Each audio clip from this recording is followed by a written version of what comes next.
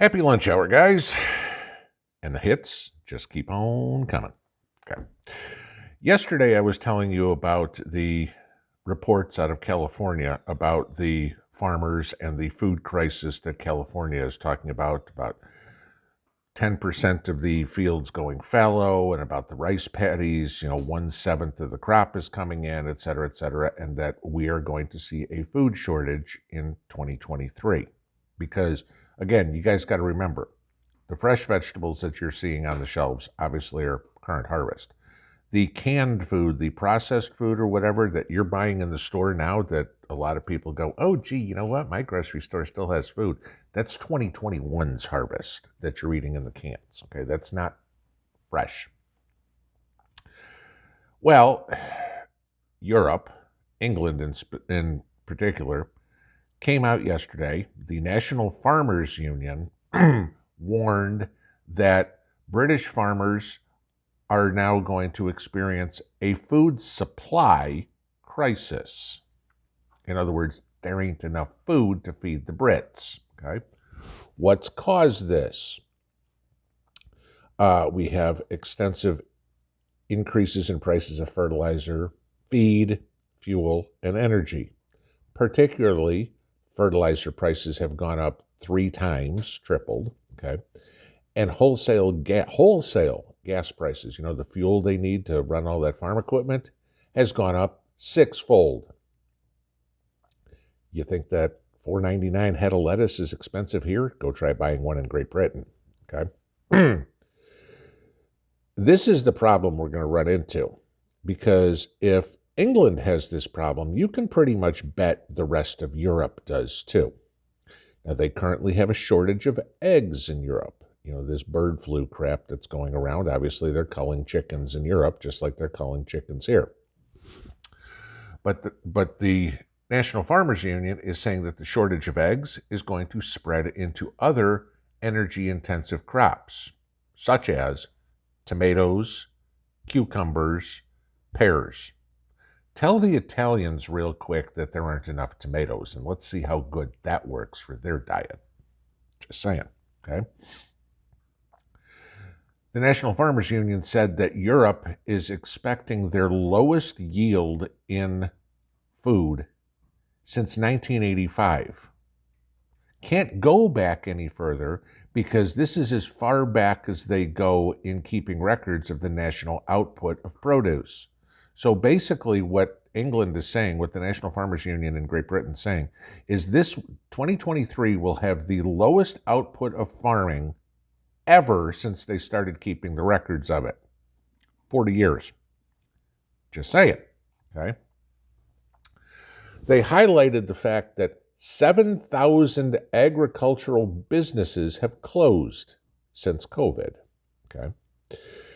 They also said that this year, this fall, again, the stuff that is going to be in the cans for next year, $72 million worth, about 60 million pounds worth, of food went to waste because there was no labor to pick it. I'll tell you what, we want to export something to England. We got all the migrant farm workers we need around here. You guys can have plenty of them. Okay? No problem. That's one export we have excess of in the United States, thanks to Joe. This is the problem. The NFU said they need 15,000 additional seasonal workers to come pick crops. Now, I know what everybody's going to say is, again, BFD, it's in England, not my problem. Let's take a look at what's going on with natural gas right now. Europe doesn't have it. Can't get it from Russia because of all the sanctions, right? So where are they getting it from? Oh, that would be the U.S. We are shipping tanker after tanker after tanker of natural gas to Europe so they can stay warm this winter. What do you think is going to happen to all the food? Even though we have a reduction in what our output here is here in the States, they are going to send it and sell it to Europe. What does that do to prices? That's going to make the prices for all of us go up. Again, supply and demand. There are only so many tomatoes that are harvested.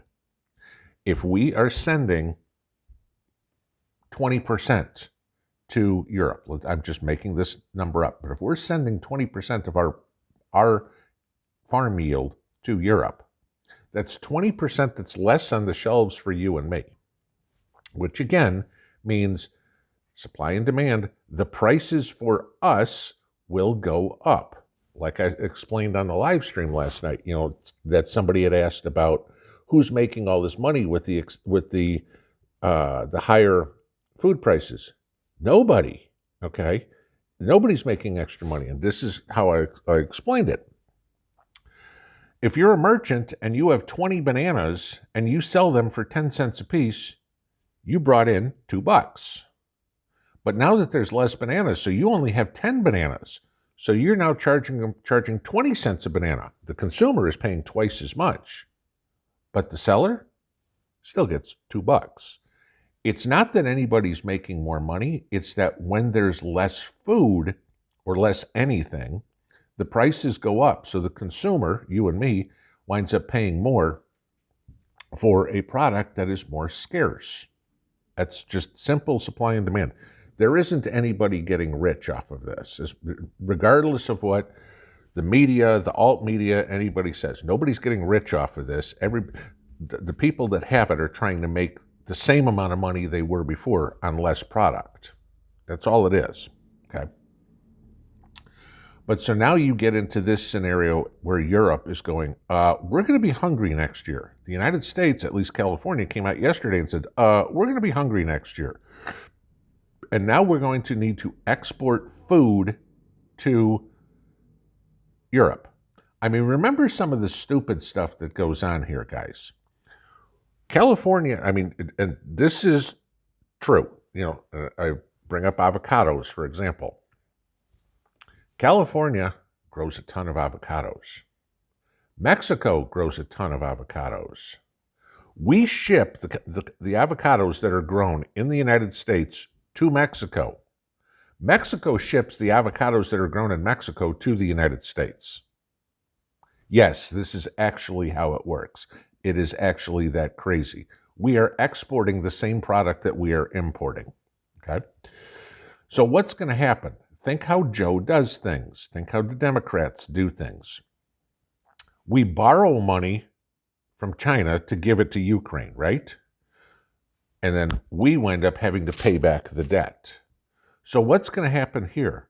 Are we going to import stuff from Mexico, food, so we can export it to the UK, to Germany, to France, to Italy, to Denmark, to the Netherlands, to whoever?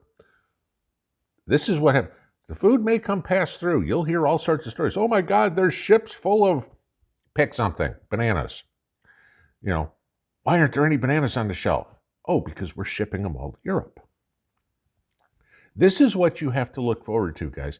Here it is Pearl Harbor Day, okay? And to all those who were there, if there's many left, or had family members there, my condolences, okay?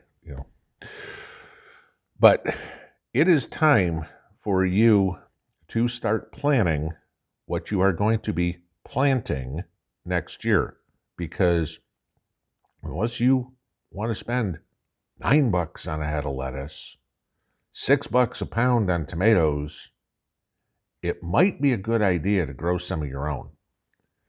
Now is a good time to go online and see what closeouts there are on prices for things like fertilizer, pots, anything that you can get. I've found some good sales that I've picked up here over the last couple of days where companies have the remaining of their 2022 inventory, and they don't want to keep it in the warehouse over the end of the year.